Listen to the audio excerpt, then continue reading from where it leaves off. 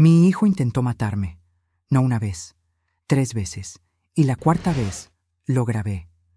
Me llamo Roberto, tengo 76 años y padezco EPOC, enfermedad pulmonar obstructiva crónica. Mis pulmones están destruidos después de 40 años fumando. Necesito oxígeno suplementario para respirar, especialmente cuando duermo. Sin mi concentrador de oxígeno me asfixio, lentamente, dolorosamente. Y mi hijo lo sabía, por eso lo desconectaba mientras yo dormía, para que pareciera muerte natural. Papá murió durmiendo.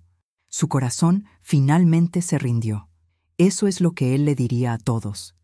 Pero no fue mi corazón, fue él, mi propio hijo, tratando de matarme, por dinero, por herencia, por deshacerse de la carga que yo representaba. La primera vez pensé que fue un accidente. La segunda vez empecé a sospechar. La tercera vez supe la verdad. Y la cuarta vez instalé una cámara escondida y capturé todo. A mi hijo, Marcos, de 48 años, entrando a mi habitación a las 3 a.m., caminando hacia mi concentrador de oxígeno y desconectándolo, mirándome dormir, esperando que dejara de respirar y saliendo tranquilamente, cerrando la puerta, como si nada. Tengo ese video, y esa evidencia mandó a mi hijo a prisión, por 25 años, por intento de asesinato.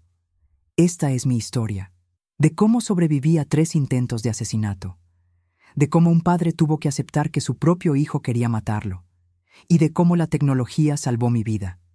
Empecemos desde el principio. Soy Roberto Castillo, nací en 1949. Trabajé toda mi vida como mecánico. Tuve un taller exitoso durante 35 años. Me casé con Elena, el amor de mi vida. Tuvimos 2 hijos, Marcos y Andrea. Los criamos bien, o eso pensábamos. Les dimos educación, valores, amor, todo lo que un padre puede dar. Marcos se convirtió en contador, Andrea en maestra. Ambos se casaron, tuvieron sus propias familias, y durante años todo fue normal. Cenas familiares, navidades juntos, cumpleaños, una familia normal. Pero hace 5 años, Elena murió. Cáncer de mama. Fue rápido. 6 meses desde el diagnóstico hasta su muerte, y me dejó destrozado. Después de 50 años juntos, me quedé solo, en una casa demasiado grande, con demasiados recuerdos, y con mi salud deteriorándose. Fumé durante 40 años, 2 cajetillas al día, y mis pulmones pagaron el precio. EPOC severo, diagnosticado hace 8 años. Pero empeoró significativamente después de la muerte de Elena. El estrés, la depresión, todo contribuyó. Hace 3 años, los doctores me dijeron que necesitaba oxígeno 24/7, especialmente para dormir. Sin oxígeno, señor Castillo, su corazón trabajará demasiado. Eventualmente fallará. El oxígeno le da más tiempo. Me dieron un concentrador de oxígeno, una máquina grande que extrae oxígeno del aire y lo concentra para que yo pueda respirar. Con una cánula nasal, 2 tubitos en mi nariz, conectados a la máquina. Tengo que usarlos siempre, pero especialmente cuando duermo, porque en el sueño la respiración se vuelve más superficial y sin oxígeno extra me asfixiaría. Después de la muerte de Elena, me mudé con Marcos. Él insistió: «Papá, no puedes estar solo, no con tu condición, ven a vivir con nosotros, tenemos espacio y podemos cuidarte». Su esposa, Carolina, no estaba tan entusiasmada, pero no dijo nada abiertamente, solo miradas, suspiros, comentarios pasivo-agresivos. «Es solo temporal», le dijo Marcos, «hasta que papá se estabilice». Pero todos sabíamos que no era temporal. Yo no me iba a estabilizar, solo iba a empeorar y eventualmente morir. Esa es la realidad del EPOC. No hay cura, solo manejo de síntomas y esperar el final. Los primeros meses viviendo con Marcos fueron bien. Me dieron un cuarto en el primer piso, cerca del baño, con espacio para mi concentrador de oxígeno, mis medicamentos, mis cosas. Marcos era atento. «¿Necesitas algo, papá? ¿Tomaste tus medicinas? ¿Quieres que te prepare algo?» Era un buen hijo, O eso pensaba. Pero después de 6 meses, las cosas cambiaron. Marcos empezó a actuar diferente, más distante, más impaciente. Papá, ya te lo expliqué 3 veces. Papá, no puedes hacer eso, es peligroso. Papá, necesitas quedarte en tu cuarto. Carolina necesita espacio. Y Carolina era peor. Roberto, ¿puedes no hacer tanto ruido con tu máquina de oxígeno? Despierta a los niños. Roberto, otra vez dejaste tus medicamentos en la mesa. Esta es mi cocina. Roberto, ¿cuándo vas a mejorar? Ya llevas meses aquí. Nunca. La respuesta era nunca. Pero no podía decírselo, porque entonces me echarían, y no tenía a dónde ir. Andrea, mi hija, vivía en otro estado, con 3 hijos pequeños, en una casa pequeña. No había espacio para mí, y aunque lo hubiera, no quería ser una carga para ella también. Así que me quedé con Marcos, aguantando, tratando de no ser un estorbo, tratando de no molestar. Pero era difícil, porque estaba enfermo, débil, dependiente. Y ellos lo resentían, especialmente Marcos. Cada día que pasaba veía más frialdad en sus ojos, hasta que una noche, hace 18 meses, pasó algo. Algo que cambió todo, y me hizo darme cuenta de que mi hijo no solo me resentía, me quería muerto. Si esta historia ya te tiene en tensión, si quieres saber qué pasó esa primera noche, dale like. Suscríbete porque lo que viene es cómo empezaron los intentos de asesinato y cómo sobreviví contra todo pronóstico. Ahora te voy a contar la primera vez que mi hijo intentó matarme. La primera vez fue hace 18 meses, una noche de martes. Yo me había ido a dormir temprano, a las 9 p.m. como siempre. Conecté mi concentrador de oxígeno, ajusté la cánula en mi nariz y me acosté. El concentrador hace un ruido constante, un zumbido suave. Me había acostumbrado, ya no lo escuchaba. Era como el ruido de fondo de mi vida. Me quedé dormido rápido, estaba exhausto, pero a las 3 a.m. algo me despertó. No fue un ruido, fue la falta de ruido. El concentrador estaba apagado, silencio total. Y yo no podía respirar bien, sentía presión en el pecho, falta de aire, pánico. Traté de gritar, pero no tenía suficiente aire en los pulmones. Busqué a tientas la lámpara de noche. La encendí y vi que el concentrador estaba apagado, completamente apagado. Con manos temblorosas revisé el cable. Estaba desconectado de la pared. ¿Cómo? Yo nunca lo desconectaba. Nunca. Era mi línea de vida. Con pánico volví a conectarlo. La máquina se encendió. El zumbido familiar regresó. El oxígeno empezó a fluir. Y yo respiré, profundamente, desesperadamente, recuperando el aire que necesitaba. Me tomó 20 minutos calmarme, y otros 10 para volver a dormirme. Pensé que había sido un accidente, que tal vez yo había pateado el cable sin querer, que la edad me estaba afectando. Marcos vino a verme en la mañana. «Buenos días, papá. ¿Dormiste bien?» «Más o menos. El concentrador se desconectó en la noche. Me asusté bastante». Su expresión no cambió. «¿Se desconectó? Qué raro. Tal vez el enchufe está flojo. Voy a revisarlo». Lo revisó. «Parece estar bien. Tal vez lo pateaste sin querer». «Tal vez». «Bueno, ten más cuidado, papá. No queremos que te pase nada». Y salió de mi cuarto. Yo me quedé pensando, pero lo dejé pasar, porque era mi hijo. Y los hijos no matan a sus padres, ¿verdad? 2 semanas después, pasó otra vez. Mismo patrón. Me fui a dormir a las 9 p.m. Concentrador encendido, cánula puesta, todo normal. Pero a las 3 a.m. me desperté sofocándome, sin oxígeno, el concentrador apagado, el cable desconectado. Esta vez el pánico fue peor, porque ya había pasado antes. Con manos temblorosas, volví a conectarlo, y respiré. Pero mi mente estaba acelerada. ¿2 veces? ¿2 veces en 2 semanas? Eso no era coincidencia. A la mañana siguiente no le dije nada a Marcos. En lugar de eso, hice algo. Até el cable a la pata de la mesa de noche con una cuerda, para que no se pudiera desconectar accidentalmente. Para que si yo lo pateaba, No se saldría. Problema resuelto, pensé, pero no lo era. 3 semanas después pasó la tercera vez, y esta vez fue diferente. Esta vez no hubo duda. Me desperté a las 3 a.m., sin oxígeno, sofocándome, pero esta vez, cuando encendí la luz, el cable seguía atado a la mesa. No se había desconectado de la pared. Se había desconectado del concentrador. Alguien lo había desconectado manualmente, del lado de la máquina. Yo no podía hacer eso mientras dormía.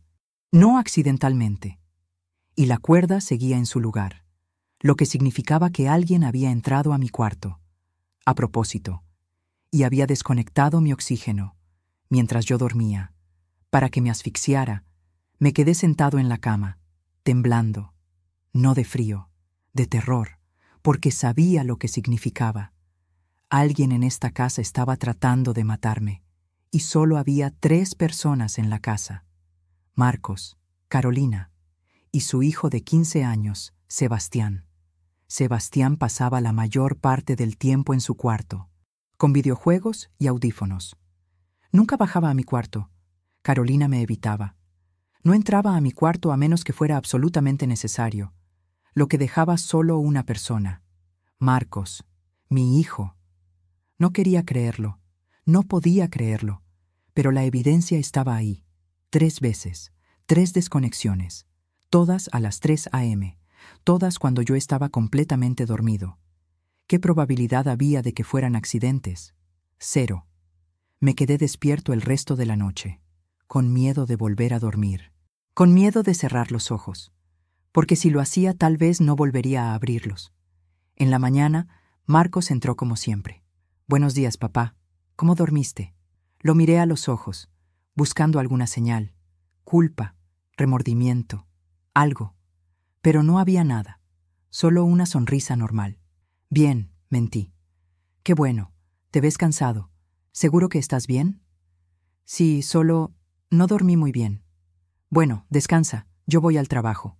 Y se fue, como si nada, como si no hubiera intentado matarme. Pasé todo el día pensando, ¿qué hago? ¿Le digo a alguien? ¿A quién? ¿A la policía? «Oficial, creo que mi hijo está desconectando mi oxígeno». «¿Tiene pruebas?» «No, solo que se ha desconectado 3 veces». «Tal vez son accidentes, señor». No me creerían. ¿A Andrea? Ella estaba a 2000 kilómetros de distancia. ¿Qué podía hacer? Y si le contaba, se preocuparía. Tal vez vendría, confrontaría a Marcos, y él lo negaría, y yo quedaría como un viejo paranoico. Así que me quedé callado. Pero tomé precauciones. Empecé a dormir con una mano en el cable del concentrador, sosteniendo la conexión, para sentir si alguien trataba de desconectarlo. Era incómodo, pero era mi única opción. Pasó una semana, 2 semanas, un mes, sin incidentes.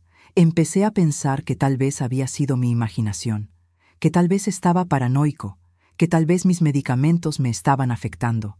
Pero entonces, hace 6 meses, pasó la 4ª vez. Y esta vez fue diferente, porque esta vez estaba preparado. Había instalado una cámara. Esa tarde, mientras Marcos estaba en el trabajo, hice algo. Pedí un Uber. Fui a una tienda de electrónicos y compré una cámara de seguridad pequeña, con detección de movimiento, que graba en la nube. El empleado me ayudó a configurarla. «¿Para qué la necesita, señor?» «Para vigilar mi cuarto, por seguridad». No le dije la verdad, que estaba vigilando a mi propio hijo. Cuando regresé a casa, instalé la cámara, en el librero, detrás de unos libros, apuntando hacia mi cama y hacia el concentrador de oxígeno. Nadie la notaría. Era pequeña, discreta y grababa todo. Esa noche me acosté normal, conecté el oxígeno y me dormí, con la cámara grabando. A las 3:07 a.m., la cámara detectó movimiento y empezó a grabar. Yo estaba dormido, no escuché nada, pero la cámara capturó todo.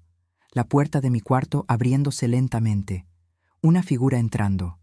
Marcos, mi hijo, caminando silenciosamente hacia mi concentrador, mirándome dormir, asegurándose de que no me despertara. Y entonces desconectó el cable del lado del concentrador, tranquilamente, sin prisa. El zumbido de la máquina se detuvo, y él se quedó ahí, parado, mirándome, esperando, contando los segundos, 2 minutos completos, solo mirándome, esperando que dejara de respirar. Pero mi cuerpo reaccionó.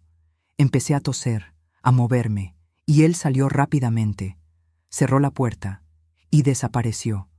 Yo me desperté segundos después, sofocándome, sin aire. Volví a conectar el concentrador y respiré, pero esta vez sabía la verdad. No eran accidentes, no era paranoia. Mi hijo estaba tratando de matarme y yo tenía la prueba. Si sientes horror por lo que acabo de contar, dale like. Suscríbete porque lo que viene es cómo confronté a mi hijo y cómo usé ese video para salvaguardar mi vida. Ahora te voy a contar qué hice con esa evidencia. La mañana después del cuarto intento, no dormí más. Me quedé despierto, con el corazón acelerado, con las manos temblando, esperando que amaneciera. A las 6 a.m. tomé mi teléfono y revisé la aplicación de la cámara. El video estaba ahí, en la nube, guardado, seguro. Lo vi 3 veces, cada vez confirmando lo que ya sabía. Mi hijo había entrado a mi cuarto, había desconectado mi oxígeno y se había quedado mirándome, esperando que muriera. No había duda, no había ambigüedad. Era intento de asesinato. Claro, deliberado, premeditado. ¿Pero qué hacía ahora? ¿Confrontaba a Marcos? ¿Le mostraba el video? No. Eso sería peligroso. Si él sabía que yo tenía evidencia, podría hacer algo desesperado. Atacarme directamente. Destruir la cámara, borrar el video o inventar alguna excusa. Papá, solo estaba revisando que estuvieras bien. Papá, el concentrador estaba haciendo un ruido raro. Lo desconecté para revisarlo. Mentiras. Pero sin más contexto, podrían ser creíbles. No, necesitaba ir directamente a las autoridades. Con evidencia, sin darle oportunidad de defenderse. A las 7 a.m., Marcos tocó a mi puerta. «Papá, ¿estás despierto?» Mi corazón se detuvo. «Sí», respondí con voz temblorosa. Entró, sonriendo, como siempre. «¿Dormiste bien?» Me miró directamente a los ojos, sin culpa, sin remordimiento, como si nada hubiera pasado. «Más o menos», dije. «¿Todo bien con el concentrador?» «Sí, todo bien».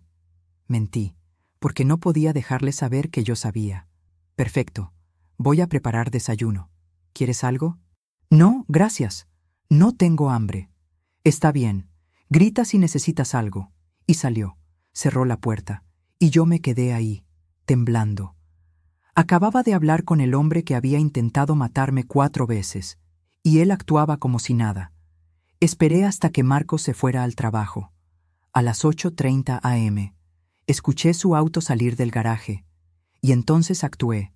Llamé un Uber, me vestí, empaqué mi concentrador portátil, mis medicamentos, mi cartera, mi teléfono y la dirección de la estación de policía. No le dije nada a Carolina. Solo salí por la puerta principal. El Uber llegó en 10 minutos. «¿A dónde vamos, señor?» «A la estación de policía del centro». El conductor me miró extrañado. Un hombre de 76 años, con oxígeno, yendo a la policía. «¿Está todo bien, señor?» «Lo estará», respondí. Llegamos 15 minutos después. Entré a la estación, con mi concentrador rodante, con mi cánula en la nariz, con mi teléfono en la mano. Me acerqué al oficial en la recepción. «Buenos días. Necesito reportar un intento de asesinato». El oficial levantó la vista. «¿Contra quién, señor?» «Contra mí, y el perpetrador es mi hijo». Su expresión cambió, de rutinaria a seria. «Venga conmigo, señor». Me llevó a una sala de entrevistas, pequeña, con una mesa y 2 sillas. «Siéntese. Voy a llamar a un detective». Me senté y esperé. 5 minutos después, entró un detective. Detective Ramón Herrera. Un hombre de unos 50 años, con expresión cansada pero atenta. «Buenos días, señor». «Castillo, Roberto Castillo». «Señor Castillo, me dijeron que quiere reportar un intento de asesinato». «Sí, mi hijo ha intentado matarme. 4 veces». «¿4 veces? ¿Cómo?» desconectando mi oxígeno mientras duermo. Yo tengo EPOC. Sin oxígeno me asfixio. Él lo sabe, y lo ha desconectado 4 veces. El detective tomó notas. ¿Cuándo fue la última vez? Anoche, a las 3 a.m. ¿Y tiene pruebas? Sí, tengo video. Saqué mi teléfono, abrí la aplicación y le mostré el video. El detective lo vio en silencio. Sus ojos se abrieron más con cada segundo. Vio a Marcos entrar. Vio cómo desconectaba el concentrador. Vio cómo se quedaba mirándome, esperando. Cuando el video terminó, el detective me miró. Señor Castillo, esto es evidencia clara de intento de homicidio. Lo sé. ¿Por qué cree que su hijo haría esto? Dinero, herencia. Yo tengo una casa, ahorros, seguro de vida, y él tiene problemas financieros. ¿Cómo lo sabe? Escuché conversaciones. Entre él y su esposa. Están endeudados, perdieron dinero en inversiones malas, y yo soy una carga para ellos, una carga cara. Mis medicamentos cuestan $2,000 al mes, mis citas médicas, todo. Y mientras yo viva, no pueden acceder a mi dinero. El detective asintió. ¿Sabe cuánto vale su patrimonio? Aproximadamente $800,000. Mi casa está pagada, vale $400,000, tengo $300,000 en ahorros y un seguro de vida de $100,000. ¿Eso es suficiente motivo? Sí. Señor Castillo, necesito que me dé una declaración completa, con fechas exactas de cada incidente, y necesito ese video, como evidencia. Lo que necesite. Pasé las siguientes 3 horas dando mi declaración, contando cada detalle. La primera vez, hace 18 meses. La segunda, 2 semanas después. La tercera, 3 semanas después de esa. Y la cuarta, anoche, con el video. El detective tomó notas meticulosas. Señor Castillo, voy a arrestar a su hijo, hoy, pero necesito preguntarle algo importante. ¿Qué? ¿Tiene a dónde ir? No puede volver a esa casa. Es peligroso. Puedo llamar a mi hija. Ella vive en otro estado, pero tal vez... Llámela, ahora. Porque voy a arrestar a Marcos en las próximas horas. Y cuando eso pase, su casa va a ser un caos. Llamé a Andrea, con manos temblorosas. Papá, ¿qué pasa? Nunca llamas a esta hora. Andrea, necesito contarte algo. ¿Qué pasó? ¿Estás bien? No, no estoy bien. Marcos ha estado tratando de matarme. Silencio. ¿Qué? Tu hermano ha intentado matarme 4 veces, desconectando mi oxígeno. Papá, ¿qué estás diciendo? Eso no tiene sentido. Tengo video, Andrea. Lo grabé y estoy en la estación de policía. Van a arrestarlo. Escuché su respiración acelerarse. Dios mío, papá, ¿dónde estás exactamente? En la estación del centro. No te muevas. Voy para allá. Tomo el primer vuelo. Estaré ahí en 6 horas. No regreses a esa casa. ¿Me oyes? Te oigo. Te amo, papá. Vas a estar bien. Te lo prometo. Colgó. Y yo me quedé ahí, exhausto, emocionalmente destruido, porque acababa de denunciar a mi propio hijo por intentar matarme. El detective Herrera hizo algunas llamadas, coordinó con otros oficiales, y 2 horas después me dijo: Señor Castillo, vamos a arrestar a Marcos en su lugar de trabajo, en 1 hora, para minimizar el drama y para que usted no esté presente. Gracias. Mientras tanto, voy a conseguirle un cuarto de hotel, pagado por el departamento, hasta que su hija llegue. ¿Le parece bien? Sí, gracias. Me llevaron a un hotel cerca, modesto pero limpio, con enchufes para mi concentrador, con una cama, con seguridad. Me acosté, y por primera vez en meses dormí, profundamente, porque sabía que estaba a salvo, que Marcos no podría entrar, que no podría desconectar mi oxígeno, que estaba protegido. Me desperté 4 horas después, con una llamada del detective Herrera. Señor Castillo, arrestamos a Marcos, hace 1 hora, en su oficina. Está en custodia. Le leímos sus derechos y le mostramos el video. ¿Qué dijo? Primero negó todo. Dijo que usted estaba confundido, que él solo entraba a revisar que estuviera bien. Pero cuando le mostramos el video completo, donde se ve claramente que desconecta el oxígeno y se queda mirándolo. Se quedó callado y pidió un abogado. ¿Y ahora qué pasa? Ahora va a una audiencia de fianza, probablemente mañana, y vamos a argumentar que es un riesgo de fuga y un peligro, especialmente para usted. Vamos a pedir que no haya fianza. ¿Y si se la dan?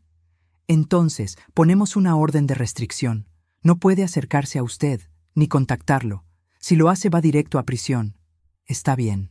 Señor Castillo, quiero que sepa algo.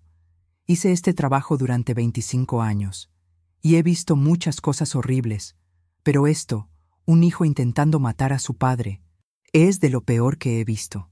Usted hizo lo correcto al venir aquí. Salvó su propia vida. Gracias, detective. Colgué, y me quedé sentado en la cama del hotel, procesando todo. Mi hijo había intentado matarme 4 veces, y yo acababa de mandarlo a la cárcel. Si sientes que hice lo correcto, dale like.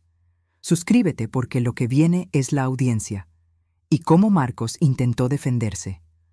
Ahora te voy a contar qué pasó en la corte. Andrea llegó esa noche, a las 9 p.m. Tomó el primer vuelo que pudo. Dejó a sus hijos con su esposo y vino directamente al hotel. Cuando abrí la puerta, ella me abrazó y lloró.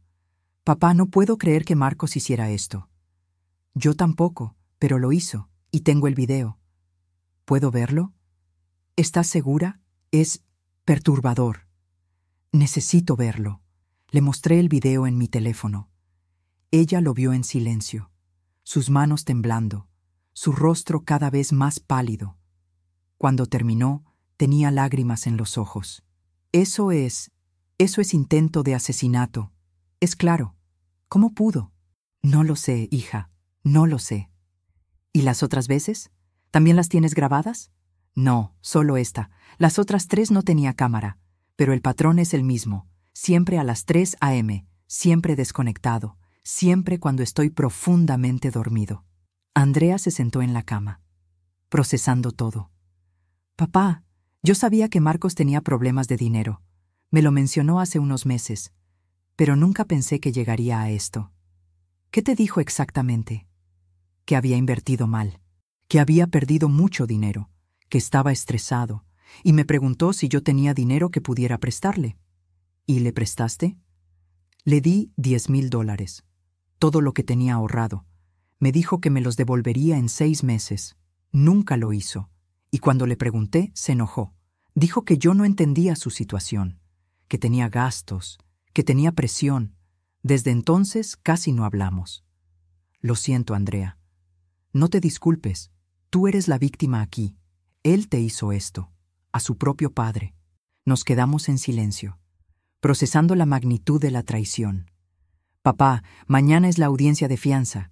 Voy a ir contigo, y voy a asegurarme de que no salga de la cárcel. Gracias, hija. Esa noche dormí poco, a pesar de estar seguro, a pesar de que Marcos estaba en custodia, porque mi mente no paraba, recordando cada interacción con él en los últimos meses. Cada ¿cómo estás, papá? Cada ¿necesitas algo? Cada sonrisa. Todo había sido falso, una actuación, mientras planeaba mi muerte. La audiencia de fianza fue a las 10 a.m. del día siguiente. Andrea y yo llegamos temprano. Con el detective Herrera, entramos a la sala de la corte, y ahí estaba Marcos, con uniforme naranja de presidiario, esposado, sentado junto a su abogado, un defensor público. Cuando me vio, sus ojos se encontraron con los míos, y por primera vez vi algo en su rostro: miedo, no remordimiento, miedo, de las consecuencias, de ir a prisión, de perder todo. El juez entró. Todos de pie. Nos levantamos. Caso del Estado contra Marcos Castillo. Cargos: 4 cuentas de intento de asesinato en primer grado. El fiscal presentó el caso. Su señoría, el acusado intentó asesinar a su propio padre, Roberto Castillo, de 76 años, quien depende de oxígeno suplementario para vivir. El señor Marcos Castillo desconectó deliberadamente ese oxígeno mientras su padre dormía. No una vez, sino 4 veces. En la cuarta ocasión, el señor Roberto Castillo había instalado una cámara de seguridad y capturó en video al acusado cometiendo el acto. ¿Puedo ver ese video? Sí, su señoría. Pusieron el video en una pantalla grande. Toda la sala lo vio. A Marcos entrando a mi cuarto, desconectando el concentrador, mirándome, esperando. El juez lo vio en silencio, su expresión cada vez más seria. Cuando terminó, miró a Marcos. Señor Castillo, ¿tiene algo que decir? El abogado defensor habló primero. Su señoría, mi cliente niega las acusaciones. El video puede interpretarse de muchas formas. El señor Marcos Castillo simplemente estaba revisando que su padre estuviera bien. Es su deber como hijo y cuidador. ¿Revisando?, interrumpió el juez. El video muestra claramente que desconecta el oxígeno y luego se queda parado, mirando, durante 2 minutos completos. Eso no es revisar. Eso es observar. Su señoría, mi cliente estaba verificando si la máquina funcionaba correctamente. Había estado haciendo ruidos extraños. ¿Y la desconectó? ¿Sin despertar a su padre? ¿Sin llamar ayuda médica? ¿Y luego se fue sin reconectarla? El abogado se quedó callado. No tenía respuesta, porque no había respuesta. El video era claro, innegable. El fiscal continuó. Su señoría, el acusado tiene motivo claro. Su padre tiene un patrimonio de aproximadamente $800,000. El acusado está severamente endeudado. Perdió más de $200,000 en malas inversiones y necesita ese dinero desesperadamente. Además, el señor Roberto Castillo es una carga financiera para el acusado. Sus medicamentos y cuidados cuestan más de $2,000 mensuales. El acusado tenía motivo, oportunidad y lo ejecutó 4 veces. Además, continuó el fiscal, el acusado es un peligro extremo para la víctima. Si se le otorga fianza, existe riesgo real de que intente terminar lo que empezó, o de que intimide a la víctima para que retire los cargos. El juez volteó hacia Marcos. Señor Marcos Castillo, ¿tiene algo que decir en su defensa? Marcos se puso de pie, con las manos esposadas. Su señoría, yo amo a mi padre. Nunca intentaría hacerle daño. Lo que se ve en ese video es un malentendido. Yo solo estaba... ¿Estaba qué?, interrumpió el juez. ¿Desconectando su oxígeno mientras dormía y mirándolo durante 2 minutos, esperando qué exactamente? Marcos no respondió, porque no podía. Señor Castillo, dijo el juez, este video es una de las piezas de evidencia más claras que he visto en intento de asesinato. Usted sabía que su padre depende de ese oxígeno. Usted lo desconectó deliberadamente y se quedó observando. No hay malentendido posible. En cuanto a la fianza, negada. Usted representa un peligro claro e inmediato para la víctima. Permanecerá en custodia hasta el juicio. Y se emite una orden de restricción. No puede tener contacto directo o indirecto con Roberto Castillo. Ningún contacto. ¿Entendido? Sí, su señoría, murmuró Marcos. Se lo llevaron. Y yo respiré aliviado. Estaba a salvo, al menos por ahora. Afuera de la corte, el fiscal me habló. Señor Castillo, el juicio probablemente será en 3-4 meses. Mientras tanto, Marcos estará en prisión, sin fianza. Usted está protegido. Gracias. Pero necesito prepararle para algo. El abogado defensor va a intentar varias estrategias. ¿Cómo qué? Van a intentar desacreditarlo. Van a decir que usted está senil, confundido, que inventó esto por resentimiento. Van a traer expertos para cuestionar el video. Van a decir que fue editado, o que Marcos tenía intenciones inocentes. Van a pelear duro, porque la evidencia es devastadora. ¿Y qué necesito hacer? Mantenerse firme, testificar con claridad y confiar en la evidencia. El video no miente. Andrea me llevó a su casa, pero yo no podía vivir permanentemente con ella. Ella tenía 3 hijos pequeños, una casa pequeña, no había espacio, así que tomamos una decisión.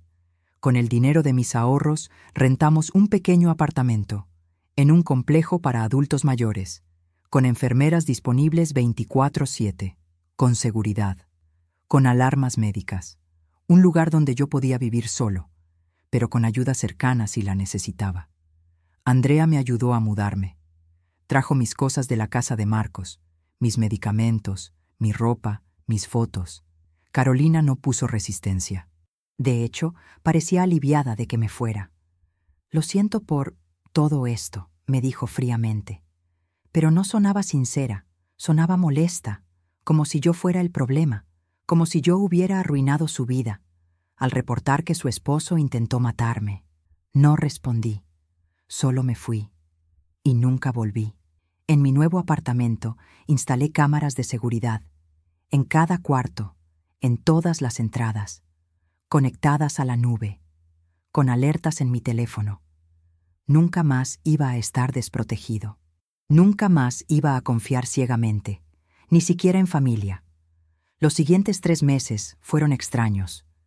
Vivía solo por primera vez en décadas, sin Elena, sin Marcos, completamente solo, pero también en paz, sin miedo de que alguien entrara a mi cuarto, sin miedo de que desconectaran mi oxígeno, sin miedo de no despertar. Andrea me visitaba cada 2 semanas, volaba desde su estado, para pasar el fin de semana conmigo. Cocinábamos juntos, hablábamos, llorábamos, procesábamos la traición de Marcos. «¿Cómo llegamos aquí, papá?», me preguntó una noche. «No lo sé, hija. Pensé que lo había criado bien. Pensé que le había enseñado valores. Pero algo pasó. El dinero lo corrompió, o tal vez siempre fue así y yo nunca lo vi». Yo tampoco lo vi, y eso me asusta. ¿Qué más no veo? ¿En mis propios hijos? ¿En mi esposo? No pienses así. Tu familia es buena. Tu esposo es bueno. Marcos es la excepción, no la regla. Pero yo no estaba seguro, porque si mi propio hijo pudo intentar matarme, ¿quién más era capaz de traicionarme? 3 semanas antes del juicio, algo pasó. Recibí una carta, de la prisión, de Marcos. La abrí con manos temblorosas. Decía: «Papá, sé que no puedo contactarte directamente, pero necesito que leas esto. No intenté matarte. Lo que viste en ese video no es lo que piensas. Yo solo estaba revisando que estuvieras bien. La máquina hacía ruidos, y sí, la desconecté para revisarla, pero iba a reconectarla inmediatamente. Sé que parece mal, pero no fue intencional. Te lo juro. Por favor, retira los cargos. Soy tu hijo. No merezco ir a prisión por un malentendido. Por favor, papá, por favor». Leí la carta 3 veces, buscando sinceridad, buscando verdad, pero no la encontré. Solo vi manipulación. Porque si realmente había sido un malentendido, ¿por qué pasó 4 veces? ¿Por qué siempre a las 3 a.m.? ¿Por qué se quedó mirándome? No, no era un malentendido. Era intento de asesinato. Y yo no iba a retirar los cargos. Guardé la carta, como evidencia de su intento de manipulación, y esperé el juicio. Si sientes que Marcos merece prisión, dale like. Suscríbete porque lo que viene es el juicio completo y el testimonio que destruyó su defensa. Ahora te voy a contar cómo fue enfrentarlo en la corte. El juicio comenzó 4 meses después del arresto. 4 meses donde Marcos permaneció en prisión, sin fianza, esperando su día en corte.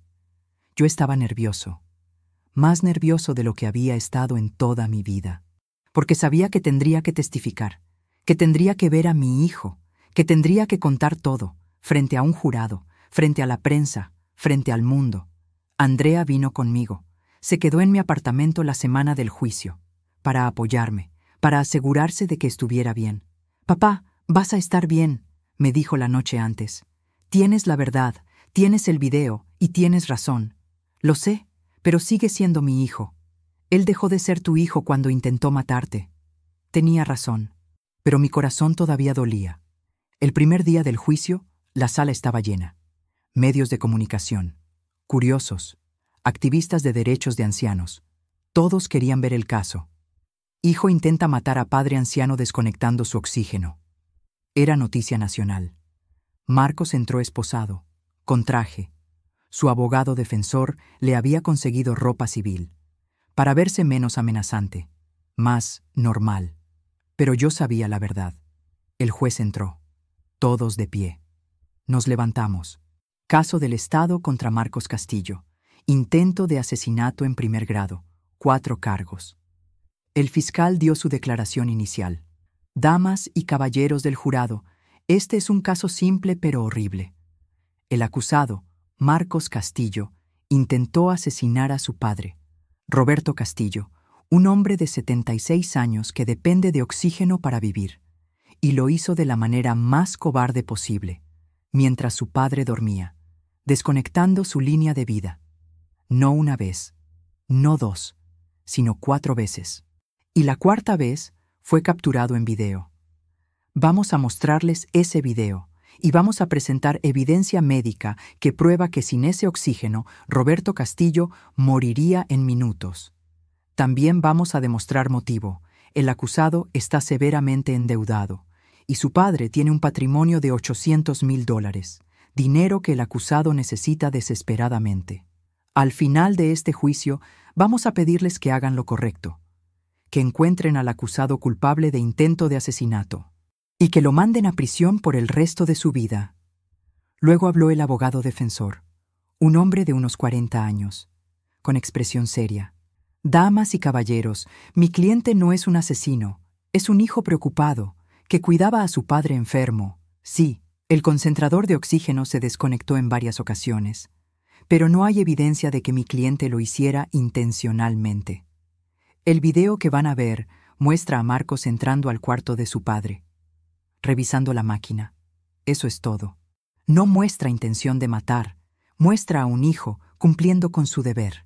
La fiscalía va a tratar de pintarlo como un monstruo, pero Marcos Castillo es un hombre trabajador, contador, padre de familia, que tomó a su padre anciano en su casa y lo cuidó durante años, sin queja, sin resentimiento, hasta que su padre, confundido por la edad y los medicamentos, empezó a inventar acusaciones.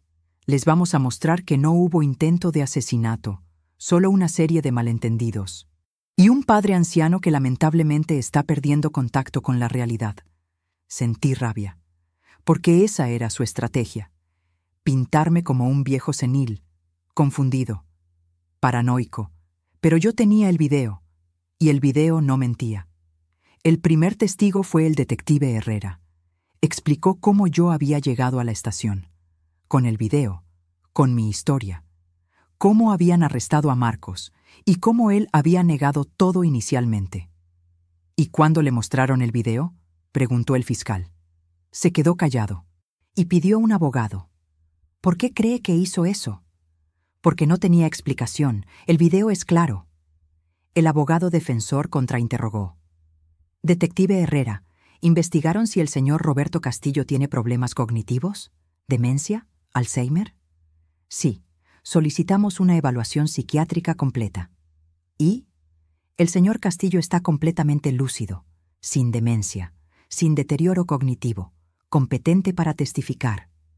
El abogado defensor no insistió, porque esa estrategia ya había fallado. El segundo testigo fue mi doctor, el doctor Ramón Fuentes, mi neumólogo durante 8 años. Doctor Fuentes, ¿puede explicar la condición del señor Castillo? Sí. Roberto tiene EPOC severo. Sus pulmones funcionan al 30% de capacidad. Necesita oxígeno suplementario las 24 horas, especialmente cuando duerme. ¿Qué pasaría si se desconectara su oxígeno mientras duerme? Su nivel de oxígeno en sangre caería rápidamente. En 2-3 minutos estaría en hipoxia severa. Su corazón trabajaría demasiado tratando de compensar. En 5-10 minutos podría sufrir un ataque cardíaco o paro respiratorio, y sin intervención inmediata, moriría. Entonces, ¿desconectar su oxígeno mientras duerme es potencialmente fatal? Absolutamente. Es como ahogar a alguien lentamente. El jurado escuchaba atentamente. Algunos tomaban notas, otros miraban a Marcos con disgusto. El abogado defensor intentó minimizar. Doctor, ¿no es cierto que el señor Castillo podría despertar si falta el oxígeno? Podría, pero no siempre. Si está en sueño profundo, su cuerpo podría no reaccionar a tiempo, especialmente a su edad. Los reflejos son más lentos, y para cuando se despertara, podría estar demasiado débil para hacer algo. Pero sobrevivió 4 veces. Tuvo suerte, extrema suerte. Cada vez despertó justo a tiempo. Pero si hubiera tardado un minuto más, estaríamos hablando de un caso de homicidio, no de intento. Eso impactó al jurado, porque les hizo entender que yo estuve a minutos de morir, 4 veces. Luego vino el momento que todos esperaban. El video. Lo pusieron en una pantalla grande, para que todos lo vieran. El jurado, el juez, la prensa, todos. La sala quedó en silencio absoluto, mientras el video reproducía 3:07 a.m., mi cuarto a oscuras, yo durmiendo, con el concentrador zumbando. La puerta se abre lentamente. Marcos entra, cierra la puerta suavemente. Camina hacia el concentrador, se detiene, mira hacia mí, asegurándose de que sigo dormido, y entonces desconecta el cable, del lado del concentrador. El zumbido se detiene, silencio, y Marcos se queda ahí, parado, mirándome. No hace nada más, no intenta reconectar, no me despierta, no llama ayuda, solo mira, durante 2 minutos completos, 120 segundos, su rostro apenas visible en la oscuridad, pero su postura es clara, esperando, observando, hasta que yo empiezo a toser, a moverme. Y entonces él sale, rápidamente, cierra la puerta y desaparece. Fin del video. La sala seguía en silencio. Varios miembros del jurado tenían lágrimas. Otros negaban con la cabeza, en shock, en disgusto. El fiscal habló. Damas y caballeros, acaban de ver un intento de asesinato. Claramente, sin ambigüedad, el acusado desconectó el oxígeno de su padre y se quedó mirando. Durante 2 minutos. No estaba revisando nada, estaba esperando que su padre muriera. Miré a Marcos, y por primera vez nuestros ojos se encontraron durante el juicio. Esperaba ver remordimiento, vergüenza, algo humano, pero solo vi miedo, miedo de las consecuencias. Luego fue mi turno de testificar. Subí al estrado, con mi concentrador portátil a mi lado, con mi cánula en la nariz, débil pero determinado. El fiscal me guió por mi testimonio. Señor Castillo, ¿puede contarnos qué pasó la noche del incidente capturado en video? Me fui a dormir como siempre, a las 9 p.m. Conecté mi concentrador y me dormí. ¿Y qué pasó a las 3 a.m.? Me desperté sofocándome, sin aire. El concentrador estaba apagado. Volví a conectarlo y respiré. Pero sabía que algo estaba mal, porque ya había pasado antes. ¿Cuántas veces antes? 3. En los últimos 18 meses, siempre lo mismo, siempre a las 3 a.m. y siempre cuando estaba profundamente dormido. ¿Y qué hizo? Instalé una cámara para saber qué estaba pasando, si era yo pateando el cable o si era otra cosa. ¿Y qué descubrió? Que era mi hijo, entrando a mi cuarto, desconectando mi oxígeno y esperando que yo muriera. Mi voz se quebró. Las lágrimas empezaron a caer. ¿Por qué cree que hizo esto? Por dinero. Él tiene problemas financieros y yo tengo ahorros, una casa, seguro de vida. Y mientras yo viva, él no puede acceder a nada de eso. Soy una carga para él, una carga cara. Y decidió deshacerse de mí. ¿Alguna vez confrontó a su hijo sobre esto? No, porque tenía miedo. Miedo de que si él sabía que yo sabía, haría algo más drástico. Así que fui directamente a la policía, con el video. Gracias, señor Castillo. Luego vino el contrainterrogatorio. El abogado defensor se acercó, con expresión comprensiva, falsa. Señor Castillo, usted toma muchos medicamentos, ¿verdad? Sí, para mi EPOC, para mi corazón, para mi presión. ¿Algunos de esos medicamentos tienen efectos secundarios? ¿Confusión? ¿Paranoia? No, ya me hicieron esa evaluación. Estoy completamente lúcido. Pero usted tiene 76 años. La memoria a veces falla. Mi memoria está bien. Y tengo video. No es memoria, es evidencia. ¿No es posible que usted malinterpretó lo que vio en el video? ¿Que su hijo solo estaba revisando la máquina? ¿Por 2 minutos? ¿Sin reconectarla? ¿Sin despertarme? ¿Sin llamar ayuda? No, eso no es revisar. Eso es intentar matar. El abogado intentó otras tácticas, pero yo estaba preparado, firme, claro, porque tenía la verdad de mi lado. Después de 2 semanas de testimonios, llegaron los alegatos finales. El fiscal fue contundente. El video no miente, los médicos no mienten, Roberto Castillo no miente. Marcos Castillo intentó asesinar a su padre 4 veces, por dinero, por conveniencia, porque su padre era una carga. Encuéntrenlo culpable y mándenlo a prisión donde pertenece. El abogado defensor hizo un último intento. Mi cliente no es perfecto. Tal vez cometió errores. Tal vez no fue el cuidador ideal. Pero no es un asesino. Tienen que tener duda razonable, y si la tienen, deben absolverlo. Pero no había duda razonable. El video era claro. El jurado se retiró a deliberar. Y yo esperé, con Andrea a mi lado. 3 horas después, regresaron, con un veredicto. Si quieres saber el veredicto, dale like. Suscríbete porque lo que viene es la sentencia. Y mi vida después del juicio. Ahora te voy a contar cómo terminó todo. El jurado regresó después de 3 horas. 3 horas que se sintieron como 3 años. Andrea me sostenía la mano, apretándola, los dos temblando. El juez entró. Todos de pie. Nos levantamos, mi concentrador portátil zumbando a mi lado, un recordatorio constante de por qué estábamos ahí. ¿Ha llegado el jurado a un veredicto? Sí, su señoría, respondió el portavoz. Un hombre de unos 60 años, con expresión seria. En el caso del Estado contra Marcos Castillo, por el cargo de intento de asesinato en primer grado, cuenta 1. ¿Cómo encuentra el jurado al acusado? Hubo un silencio eterno. Y entonces, culpable. Mi corazón se detuvo. Andrea empezó a llorar. En el cargo de intento de asesinato en primer grado, cuenta 2. Culpable. Cuenta 3. Culpable. Cuenta 4. Culpable. Culpable en todos los cargos. Miré a Marcos. Él tenía la cabeza baja. Sus hombros temblaban. Llorando. Pero no sentí lástima. Sentí alivio, justicia y también dolor, porque ese era mi hijo, y acababa de ser declarado culpable de intentar matarme. El juez habló. Señor Marcos Castillo, el jurado lo ha encontrado culpable de 4 cargos de intento de asesinato en primer grado. La sentencia se llevará a cabo en 2 semanas. Hasta entonces, permanecerá en custodia. Corte suspendida. Golpeó el martillo. Y todo terminó. Afuera de la corte, los medios nos rodearon. Señor Castillo, ¿cómo se siente con el veredicto? Aliviado y triste, porque aunque se hizo justicia, perdí a mi hijo. ¿Qué le diría a otras víctimas de abuso de ancianos?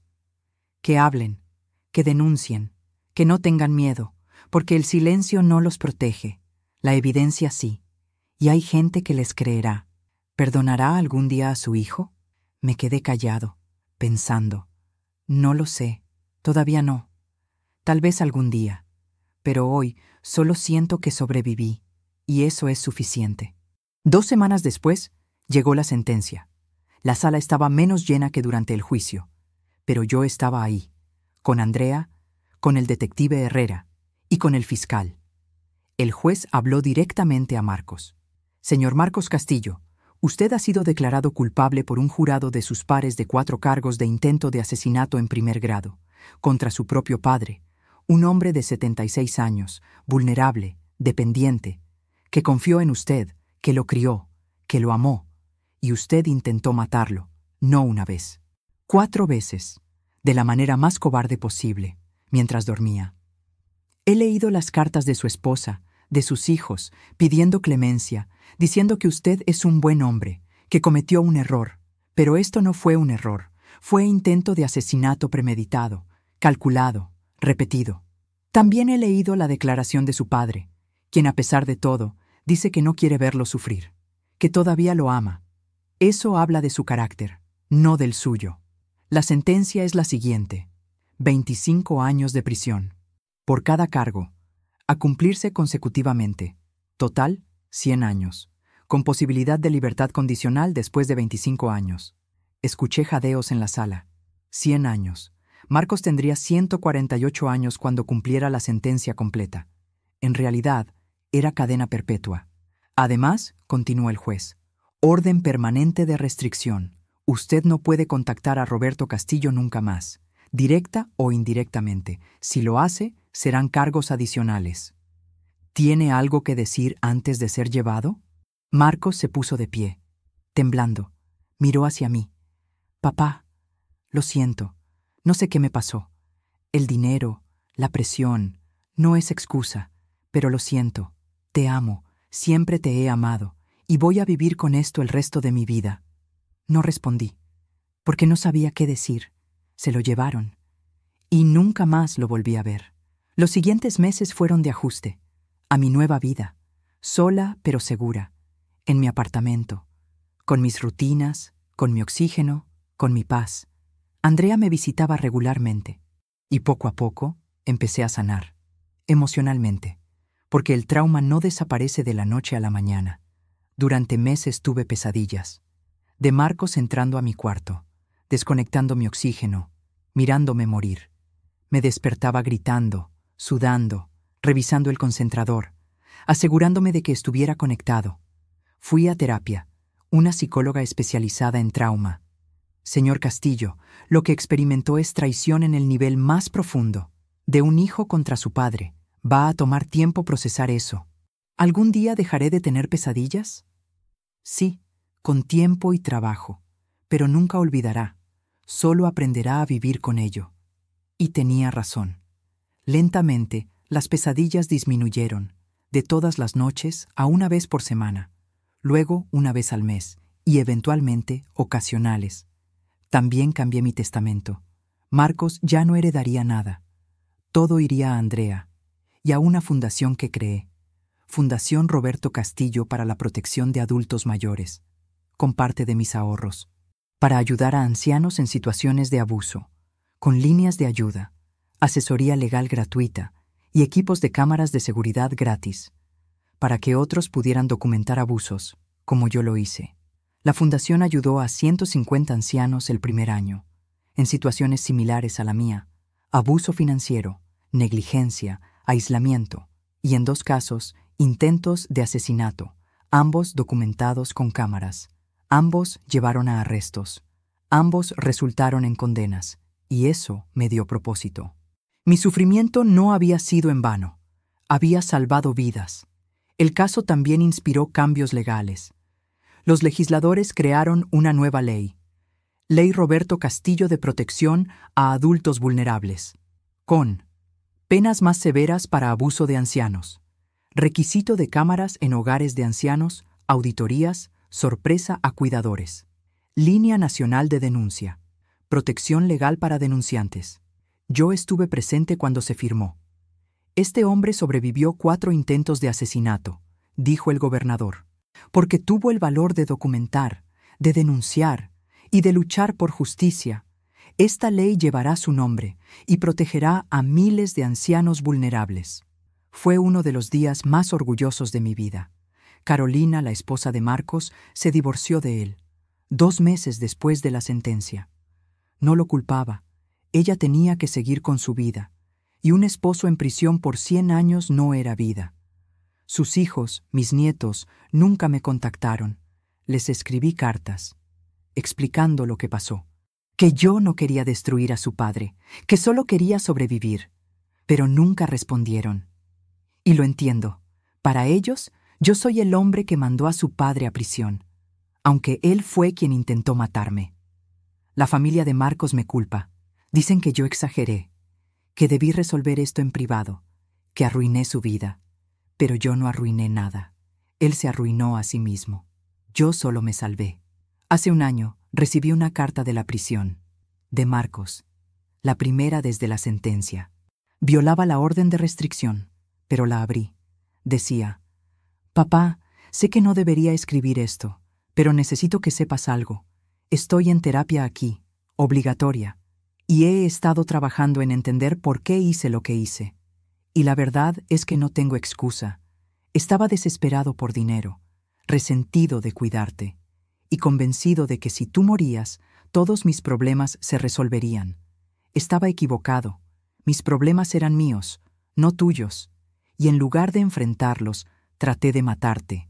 Eso me hace un monstruo, y lo acepto. No espero perdón, no lo merezco.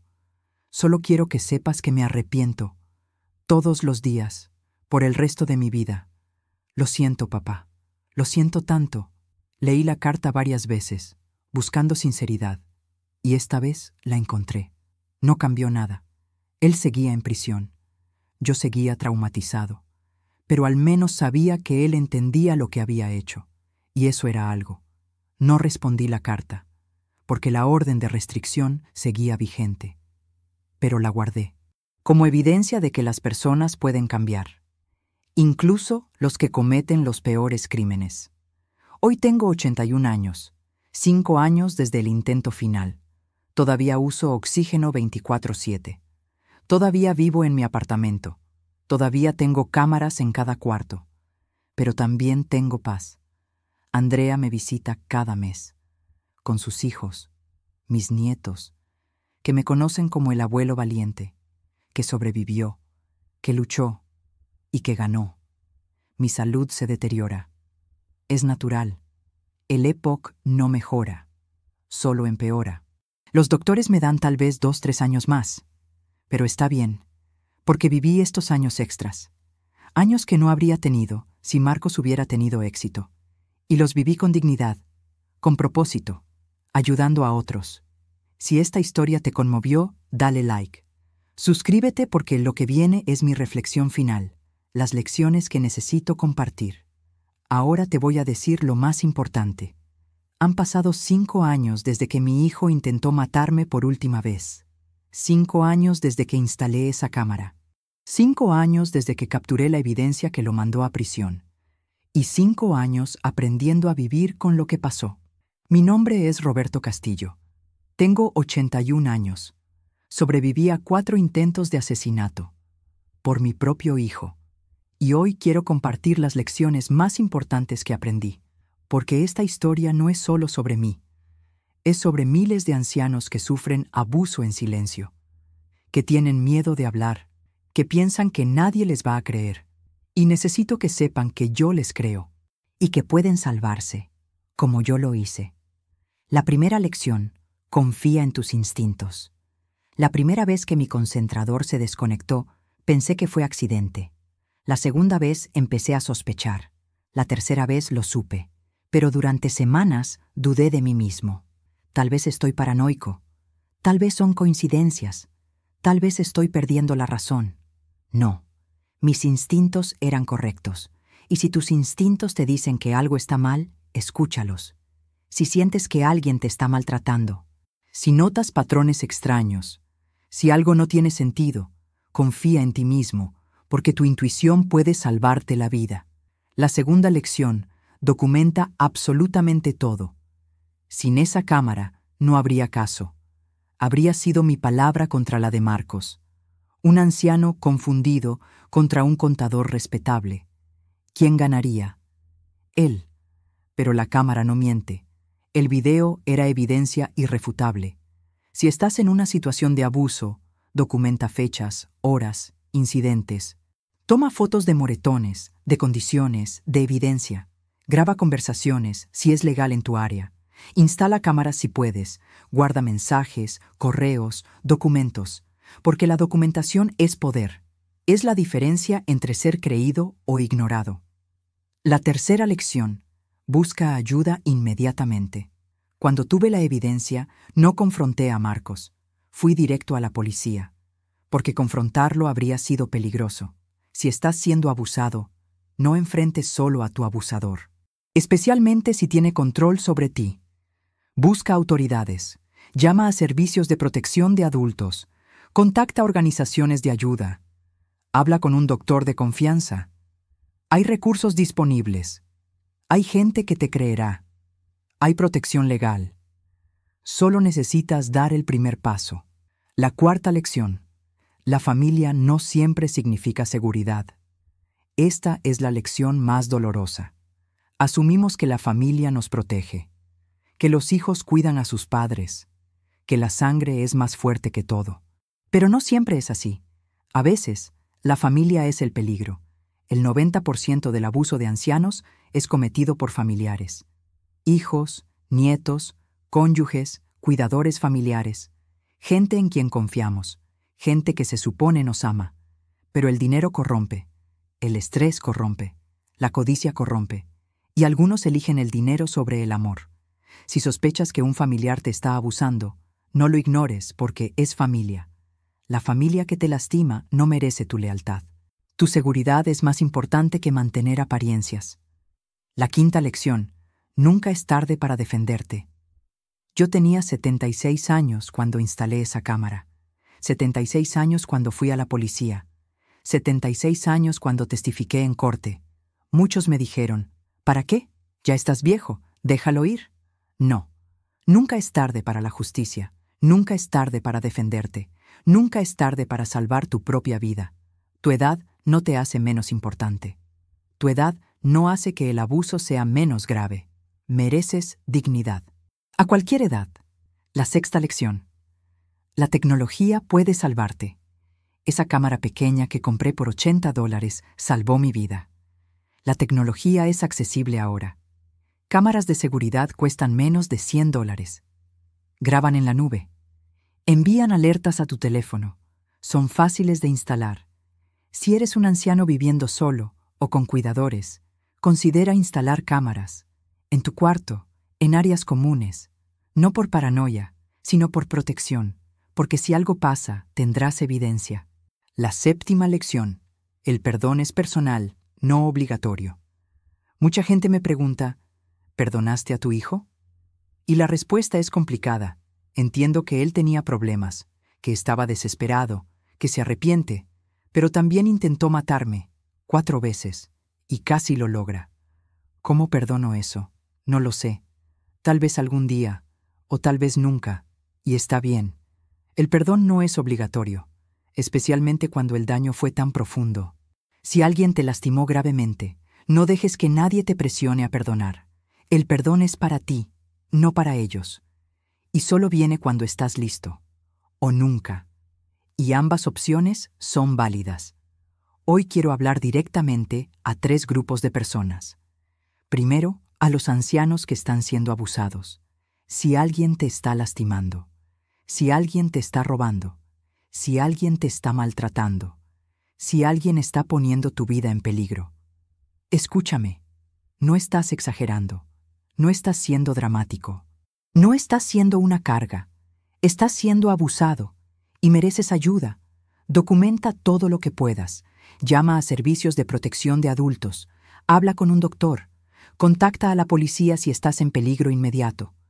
No importa si el abusador es tu hijo, tu nieto, tu cónyuge, tu vida importa más. Segundo, a los familiares de ancianos. Si tienen un padre, madre, abuelo o abuela que depende de cuidados, visítenlos regularmente, sin avisar. Hablen con ellos en privado, sin el cuidador presente.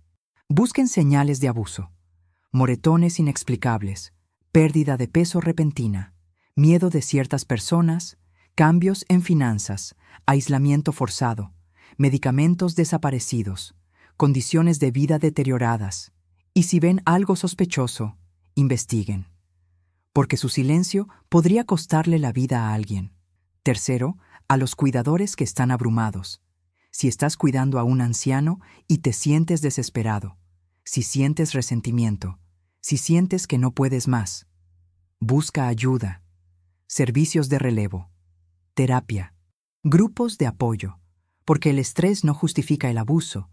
Y si sientes que podrías lastimar a alguien, da un paso atrás. Busca ayuda profesional, antes de hacer algo que no puedas deshacer. Mi historia se convirtió en algo más grande que yo. Inspiró cambios de leyes, creó conciencia sobre abuso de ancianos y ayudó a cientos de víctimas a hablar. He recibido miles de cartas, de ancianos que instalaron cámaras después de escuchar mi historia y descubrieron abusos, de familias que intervinieron a tiempo, de cuidadores que buscaron ayuda antes de llegar al punto de quiebre. Y cada carta me recuerda por qué valió la pena, por qué tuve que hablar, por qué tuve que testificar, aunque dolió, aunque destruyó a mi familia, aunque perdí a mi hijo, porque salvé mi vida, y ayudé a salvar otras. Si esta historia te impactó, dale like, no por mí, sino por los millones de ancianos vulnerables que necesitan protección. Suscríbete, porque necesitamos más historias que expongan esta realidad. Más historias que nos recuerden que los ancianos no son desechables. Más historias que inspiren acción. Comparte este video con alguien que cuida a un anciano, con alguien que es anciano, con alguien que trabaja en el sistema de salud, porque esta información salva vidas. Y comenta. ¿Conoces a alguien en una situación similar? ¿Esta historia cambió tu perspectiva? ¿Qué te llevas de mi historia? Porque esta comunidad es donde las voces importan, donde protegemos a los vulnerables y donde la justicia se celebra. Yo no era especial cuando esto empezó.